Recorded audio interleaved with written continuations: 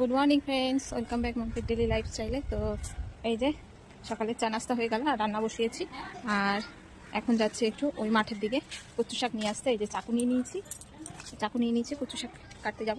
তো চলো তোমাদেরকে মাঠে থেকে ঘুরিয়ে নিয়ে আসি। আর এই যে দেখো বাগানে আমার ছোটো ছোটো ফুল ফুটেছে।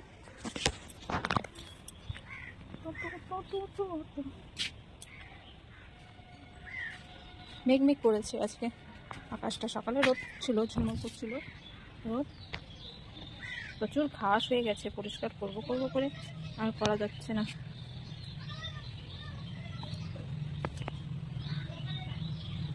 ঝাউ গাছগুলো বড় হয়ে গেছে।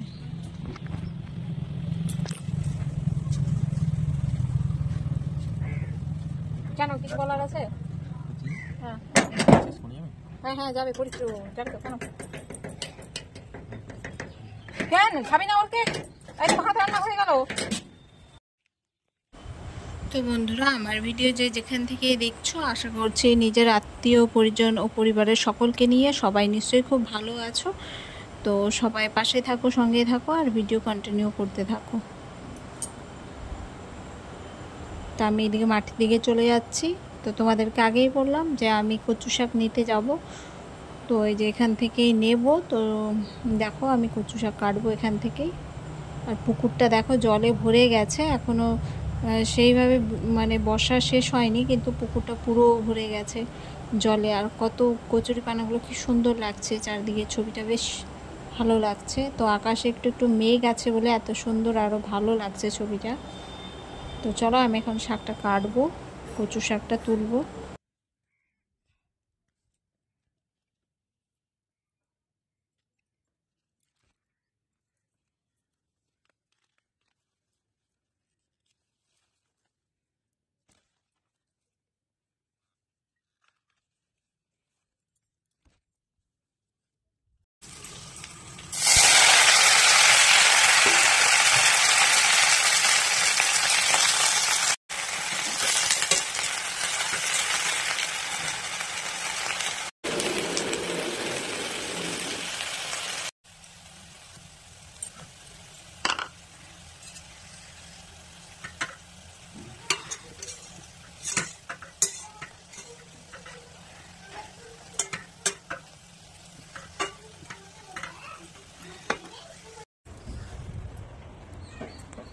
কচু শাক তো বসিয়ে দিয়েছি, আর এই যে লেবু নিতে আসলাম। তো গাছে লেবু পেকে যাচ্ছে, খাওয়ার লোক নেই। লেবু তো সব থেকে বেশি আমি খাই, কিন্তু এই যে এখন মেয়েটা আমার এখনো দুধ খায়। দেখো বন্ধুরা কত লেবু পড়ে আছে, দেখো পাকা পাকা সব দিয়ে এটা। আর কই বাবা, আমার তো হাতেই আটবে না। ওই যে এখানে তিনখানা পড়ে আছে, দেখো এই যে একটা, এই যে একটা, এই যে একটা, আর এই যে পেকে রয়েছে। পাকাগুলো আমি নেবো না, যেদিন পড়বে সেদিন তুলবো। তো এই দেখো পেকে রয়েছে, এই যে সবটা প্রত্যেকটা পেকে রয়েছে। ও মাগো, এই যে এখানেও একটা রয়েছে। তো চলো লেবুগুলো আমি তুলি, তোমরা দেখতে থাকো। 4 5 6, ওরে বাবা গো কি মশা, 7, এই যে একটা পচে গেছে, এটা আগে পড়েছে, নেবো না, এটা পচে গেছে। ওরে বাবা, লেবুর কাটা পিঠে পড়ছে। ও হাতে ছুঁয়ে দেখবো, যদি পড়ে তো পড়বে, ছিঁড়বো না।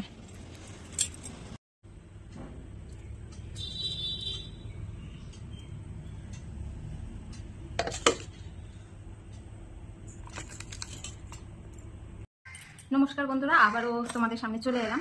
এতক্ষণ ধরে ব্যাক ক্যামেরায় কথা বলছিলাম। তো আজকে তোমাদের সাথে আলোচনা করতে চলেছি একটা খুব মানে সমস্যাজনক একটা বিষয় নিয়ে। জানি না কার কাছে সমস্যা মনে হবে, তো আমার কাছে এটা একটু অন্যরকমই মনে হচ্ছে বলে তোমাদের সাথে শেয়ার করলাম। তো বিষয়টা হচ্ছে, গত 1 তারিখে, এই মাসের 1 তারিখে সুপ্রিম কোর্টে একটা রায় বেরিয়েছে। আর সেটা হলো এসটি এসসিদের সংরক্ষণের ব্যাপারে। তো সেখানে বলা হয়েছে এসটি এসসিদের যে সংরক্ষণ আছে তার মধ্যেও একটা কোটার মধ্যে কোটা। আর সেখানে একটা নতুন আইন লাগু করা হবে, সেটা হচ্ছে ক্রিমি লেয়ার বলে মানে বলা হচ্ছে, আমি যতদূর শুনলাম, যা জানলাম।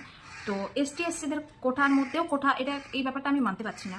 তো যারা এই ব্যাপারটাকে মানে রায় দিয়েছেন তাদের কথা হচ্ছে, যারা এতদিন ধরে চাকরি করে এসছে, কোটার সাহায্যে, যারা কোটার উপরে নির্ভর করে, যারা সংরক্ষণের আওতায় পড়ে যারা চাকরি করেছে, তারা আর হচ্ছে কোটা সংরক্ষণটা পাবে না।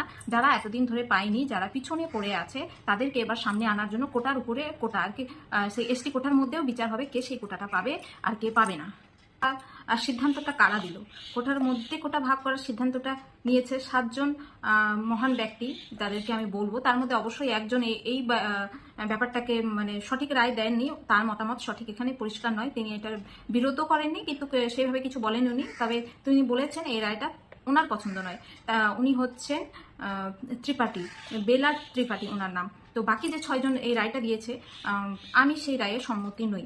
কারণ যারা যেই সমাজটাকে সামনের দিকে আনতে চায়, যেই সমাজের মানুষের কল্যাণটা করতে চায়, সেই সমাজের কোনো মানুষ সেখানে ছিল না। তো তারা কি করে জানলো সেই সমাজের পরিস্থিতিটা কি, সেখানে মানুষ কিভাবে চলাচল করছে, তাদের মধ্যে শিক্ষার হারটা কতটা, চাকরি করার হারটা কতটা, তারা কিভাবে সেটা জানলো? সেটা জনগণনা আজ থেকে 2011 সালে হয়েছিল, এই অবধিতে কোনোটাই হয়নি, জনগণনাই হলো না, জনসমীক্ষাই হলো না। কি করে তারা সেই হিসাবটা আনতে পারলো যে তারা সবাই উন্নত হয়ে গেছে, কিছু পার্সেন্ট পেছনে পড়ে আছে, তাদেরকে এবার তুলে আনা হোক, আর যারা হয়েছে তাদেরকে বাদ দেওয়া হোক? এটা একটা মৌলনাবাদী একটা সিদ্ধান্ত। আমি মনে করি এখানে যারাই আছে, যারাই শুনছে, হয়তো তাদের রাগ হবে, এটা একটা ব্রাহ্মণবাদী একটা চিন্তাধারা, যেটা এসটিএস সমাজকে ধ্বংস করে দেওয়ার জন্য, সমাজ ব্যবস্থাটাকে যারা কিছুমাত্র পরিবর্তন হয়েছে, তাদের জীবনটাকে পরিবর্তন করেছে, উন্নতির পথে আসছে, তাদের জীবনের গতিধারাটা পরিবর্তন হয়েছে, সেই পিছনে পড়ে থাকার পরিস্থিতির থেকে এখন একটা স্বাভাবিক জীবন লাইফস্টাইলে এসছে, এখন আর চোখে সহ্য হচ্ছে না, সেই জন্য তাদেরকে ধ্বংস করে দেওয়ার জন্য, সেই সমাজের মানুষটাকে পঙ্গু করার জন্য এই ক্রিমিলিয়ারটা। তাদের চিন্তাধারা, তাদের যুক্তি হচ্ছে, যারা এতদিন খেয়ে এসছে, পড়ে এসছে, তার মানে চাকরির, একটা পরিবার চাকরি করে এসছে, তার ছেলে মেয়ে পড়াশোনা করে চাকরি করছে, আবার তার ছেলে মেয়ে পড়াশোনা করে চাকরি করছে, কিন্তু যারা এখনো চাকরি বাকরি পাচ্ছে না, তাদেরকে সামনে আনতে হবে, তাদেরকে এগিয়ে আনতে হবে। কিন্তু এই ক্রিমি লেয়ারটা শুধু কেন এসটি এসসিদের জন্য, কেন আদার্স পার্সনদের জন্য না? তাদের শ্বশুর চাকরি করবে, বাপ চাকরি করবে, ছেলে করবে, মেয়ে করবে, বউ করবে, নাতি করবে, জামাই করবে, ওদের জন্য কেন নাই? শুধু কেন এসটি এসসিদের জন্য? আমাদেরকে পঙ্গু করার জন্য, আমাদেরকে ধ্বংসের পথে ফেলে দেওয়ার জন্য। এক তো প্রথমেই আজ থেকে হাজার হাজার বছর আগে আমাদেরকে তো একদম সমাজ থেকে বাইরে বের করে দিয়েছে, আমাদেরকে অত্যাচার করেছে, আমাদের নিজস্ব অধিকারটুকু কেড়ে নিয়ে নিজেরা রাজা মহারাজা সেজেছে, আমাদেরকে অপৃশ্য বলে আলাদা করে দিয়েছে।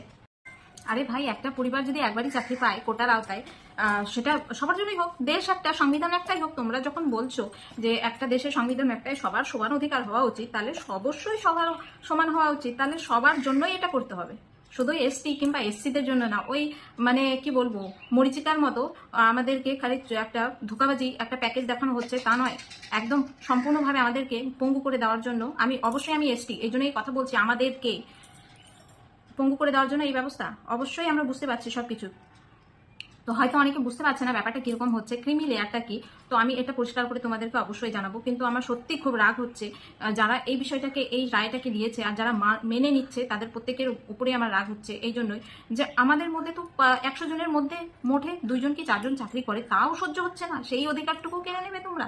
তোমরা এতটাই অহিংস হয়ে গেছো, এতটাই তোমাদের মনে জ্বালা উঠে গেছে। আরে আমাদের সমাজে যারা পিছিয়ে পড়ে আছে সেটা আমরা বুঝবো তো, আমরা আছি তো, আমাদের ভাই বোনেরা আছে তো, যারা শিক্ষিত হচ্ছে তারা আছে তো। আর কেউ যদি পড়াশোনাই না করে, সে কিভাবে কোঠার ইয়েটা নেবে, উপকারিতা নেবে, কোঠার লাভটা কিভাবে নেবে?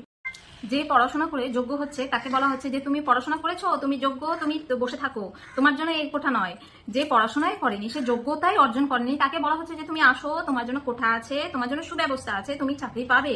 কিন্তু সেটা, তাকে তো একটা মানদণ্ড পেরোতে হবে, তাকে তো সেই একটা মানদণ্ড পেরিয়ে সে চাকরিতে বসতে হবে, একটা রেজাল্ট করতে হবে, রেজাল্ট করার পর সে একটা পার্সেন্টেজে আসবে, তবে সে চাকরির করার একটা ফর্ম ফিল আপ করার যোগ্য হবে। ফর্ম ফিল আপ করার যোগ্য হলেই যে চাকরি হচ্ছে তা না, তাকে সেখানে পাস করতে হবে, হয়তো 2 কিংবা 4 নাম্বারের কম বেশিই হয়, এইটুকুই ছাড়টা এমন আহামরি কিছু না যে 2 হাত তালি দিলাম আর চাকরি পেয়ে গেলাম, এরকম কোনো ব্যাপার থাকে না। চাকরির ক্ষেত্রে ওই যে 50% পেরোলে ওই যে ফর্মটা ফিল আপ করতে পারছে, ব্যাস এতটুকুই। আর চাকরি পরীক্ষায় পাস করতে গেলে যে 2 নাম্বার থেকে 4 নাম্বার যদি কম হয়, তাও তাকে পাস হিসাবে গণ্য করা হচ্ছে, এতটুকুই, এমন কিছু না, তাতেও সমস্যা। ব্যাপারটা হচ্ছে ক্রিমি লেয়ারটা, যেটা আমি বলতে চাচ্ছি, সেটা এমন একটা সিস্টেম ওরা তুলে ধরেছে, যেটা রাজ্য সরকারের হাতে দিয়েছে। রাজ্য সরকার চিন্তা ভাবনা করবে কাকে কিভাবে দেবে, মানে কি করবে। তো আগে ক্রিমি লেয়ারটা কি সেটাই আমি বলে নিই। ক্রিমি লেয়ারটা হচ্ছে এমন একটা আওতা, এমন একটা নিয়ম, যে নিয়ম করে দিয়েছে সুপ্রিম কোর্ট, যে এইটা হচ্ছে মনে করো কোঠা বেসিসে কোনো একজন কোনো চাকরি পেলো, কোঠা বেসিসে কেউ একটা চাকরি পেলো, তার ছেলে মেয়ে পড়াশোনার যোগ্য হয়ে গেলেও সে কিন্তু কোনো চাকরি পাবে না, সে কোনো চাকরি করতে পারবে না। কেন করতে পারবে না? কারণ তার বাবা কিংবা মা চাকরি পেয়েছে, সেই পরিপ্রেক্ষিতে সে চাকরি করতে পারবে না। তবে চাকরিটা কে করবে, সেই কোঠাটা পূরণ কে করবে? যার পরিবার থেকে কোনোদিন পড়াশোনা করেছে কি করেনি কিংবা চাকরি করার যোগ্যও নয়, তাকে ডাকা হবে যে তুমি আসো, তোমার জন্য কোঠা আছে, তারা চাকরি পাবে। মানে সে যারা পেছনে পড়ে আছে, কোনোদিন চাকরি করেনি, তারা চাকরি পাবে। তো এইটাই তাদের মূল বক্তব্য। মানে যে রাজার ছেলেই রাজা হবে না, সাধারণ মানুষেরাও রাজা হবে। অবশ্যই রাজার ছেলে কখনো রাজা হয় না যদি তার যোগ্যতা না থাকে, কিন্তু তাদের কথা হচ্ছে তারা বংশ পরম্পরায় ধরে চাকরি করবে, আর যারা কোনোদিন করেনি তারা পাচ্ছে না। তাই তাদের চিন্তা যে এই পিছিয়ে পড়া সমাজটাকে উন্নত করার জন্য যারা অলরেডি শিক্ষিত হয়ে গেছে তাদেরকে থামাও, তাদেরকে চুপ করা। 50 বছর পেছনের দিকে নিয়ে চলে যাওয়া হচ্ছে আমাদের সমাজটাকে, এসটি এসসি সমাজটাকে। আর ওই যে কোঠাটা পড়ে থাকলো, ওটা শূন্য তো শূন্যই থাকবে। বর্তমান পরিস্থিতিতে কোঠায় পূরণ হয় না, এসটি এসসিদের কোঠাটাই পূরণ হয় না। আমরা তো দেখি, আমরা তো জানি সেই কোঠাটাই পূরণ হয় না, তার মধ্যেও আবার কোঠা। তাহলে কিভাবে সমাজ উন্নত হবে? সমাজ তো এইভাবে উন্নত হবে না, আমাদেরকে ধ্বংসের মুখে নিয়ে ফেলে দেওয়া হচ্ছে। যারা বুঝছো ব্যাপারটা, দয়া করে একটু ভালো করে বিশ্লেষণ করে দেখবে। মানে আমাদের যে এসটি এসসি সংরক্ষণটা আছে, সেটা নিয়েই সমস্যা কেন? আরও তো সংরক্ষণগুলো আছে, আদার্স অনেক কিছু আছে, সেগুলো নিয়ে তো সমস্যা নেই। এসটি এসসিদের জাল সার্টিফিকেট করে চাকরি হচ্ছে, সেটা নিয়ে সমস্যা নেই। এসটি এসসিদের হচ্ছে ভুয়ো কাগজপত্র নিয়ে সার্টিফিকেট তৈরি করা হচ্ছে, সেই সার্টিফিকেট ভিত্তিতে চাকরি হচ্ছে। কই, এখানে তো আন্দোলন হচ্ছে না, এখানে তো কেউ প্রতিবাদ করছে না, শুধুমাত্র এসটি এসসি ছাড়া কেউ প্রতিবাদ করছে না। তো তাহলে সমাজটাকে পরিবর্তনটা হবে কি করে? কোঠাগুলো তো ওরাই খাচ্ছে, আমরা কই পাচ্ছি? কয়টা পাচ্ছি? আসলে আমাদের ভাগের রুটি কারা নিয়ে যাচ্ছে সেটাই বোঝা মুশকিল। তার মধ্যেও ভাগ, তার মধ্যেও কোঠা, কোঠার মধ্যেও কোঠা, মানে কি বলবো আর। তো এটাই আমি বলতে চাই, যারা আমার এসটি এসসি ভাই বোনেরা যারাই শুনছো, তারা প্লিজ এটার বিরুদ্ধে কথা বলো, আওয়াজ তোলো। এবার বলি, আমাদের সমাজ পরিবর্তন কারা করবে? যারা হাইকোর্ট, সুপ্রিম কোর্ট, জজ কোর্টে বসে রায় দিয়েছে তারা করবে, না এসটি এসসি কোঠাটা করবে? এসটি এসসি কোঠা কখনোই সমাজ পরিবর্তন করবে না। যারা রায় দিয়ে বসে আছে, এসি ঘরে ঠান্ডা মাথায় রায়টা দিয়েছে, তারা পরিবর্তন করবে না। আমাদের এসটি এসসি সমাজ, আমাদের এসটি এসসিদেরকেই পরিবর্তন করতে হবে। কিভাবে সেটা পরিবর্তন হবে? আমরা শিক্ষিত হব, আমাদের ছেলে মেয়ে শিক্ষিত হবে, আমাদের ছেলে মেয়ে শিক্ষিতর হার বাড়বে, সেই শিক্ষিত ছেলে মেয়ের মধ্যে 2-4 জন চাকরি করবে, তাদের দেখে আরও যারা পড়াশোনায় করছে না ঠিকঠাক মতো, তারাও ভাববে, তাদের জীবনধারা, তাদের গতিবিধি দেখে তারাও নিজেদেরকে পরিবর্তন করবে। তারাও ভাববে যে আমরাও চাকরি পাবো, আমরা পড়াশোনা করলে আমরাও চাকরি পাবো, আমাদের জীবনে পরিবর্তন আসবে। এইভাবেই তো সমাজটা পরিবর্তন হবে। কিন্তু তোমরা কি করছো, যারা এই রায় দিয়েছো, তোমরা কি করছো? যে সমাজ পরিবর্তন করার জন্য পা তুলেছে, এগিয়ে যাচ্ছে, পা তুলে হেঁটে হেঁটে এগিয়ে যাচ্ছে, তার পাটা কেটে দিচ্ছ। আর যে জানেই না কোন পথে হাঁটতে হবে, তাকে বলছো চলো, তুমি কোঠা পাবে, তুমি চাকরি পাবে, তুমি চলো। তো এইভাবে কখনো সমাজ পরিবর্তন হয় না। এটা একটা গোলক ধাঁধা, এটা একটা মানে ওই কি বলবো, 1 টাকার লজেন্স দেখিয়ে বাচ্চা যেভাবে ভোলানো হয়, সেই রকম ব্যাপারটা আমাদের সাথে সেই ছলনাই চলছে। এসটি এসসি ভাই বোনেদের বলছি, আমাদের সাথে সেটাই চলছে। আর এই জিনিসটা যদি আমরা মেনে নিই, আমাদেরকে কৃতদাসে পরিবর্তন করার জন্যই এই রায়। আমাদেরকে তারা দাস হিসাবে নিযুক্ত করতে পারবে, তবেই, যেহেতু আমাদের সমাজ পঙ্গু হয়ে যাচ্ছে। কেন আজকে আমার বাড়ির কেউ যদি চাকরি করে, তার কি স্বপ্ন হতে পারে না? কিংবা আমাদের কি স্বপ্ন হতে পারে না আমাদের ছেলে মেয়ে ডক্টর কিংবা ইঞ্জিনিয়ার হোক?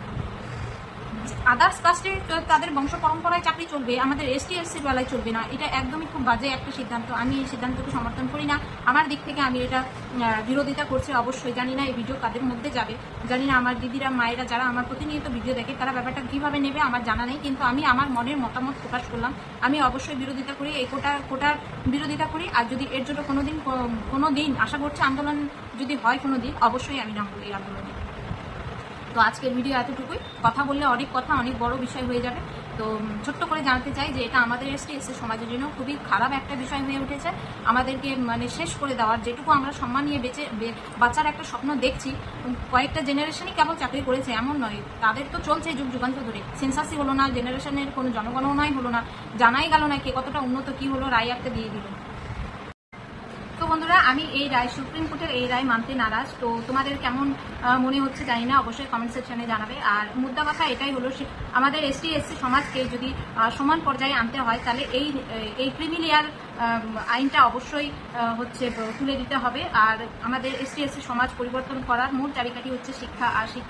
আর শিক্ষিত হওয়াটাই হচ্ছে মূল মানে প্রচেষ্টা রাখতে হবে। শুধু কোঠা কিংবা ক্রিমিলিয়ার আইন আনলেই হবে না, যাতে সেই পিছিয়ে পড়া মানুষগুলো শিক্ষিত হয়, সেই ব্যবস্থাটাও দেখতে দিতে হবে। আর যারা শিক্ষিত আছে অবশ্যই তাদের সেই সুবিধাগুলো দিতে হবে যেটা তাদের পাওয়ার যোগ্য। তো তোমরা সবাই কি মনে করছো, তোমাদের কি মতামত অবশ্যই কমেন্ট সেকশনে জানাবে। অবশ্যই ভিডিও ভালো লাগলে লাইক কমেন্ট শেয়ার করে পাশে থাকবে। তো পরবর্তীতে আবার একটা নতুন ভিডিও নিয়ে তোমাদের সামনে হাজির হবো। তোমাদেরকে ততক্ষণের জন্য তোমাদের সবাইকে অনেক অনেক ভালোবাসা জানাচ্ছি। ধন্যবাদ। সবাই পাশে থাকবে, সঙ্গে থাকবে।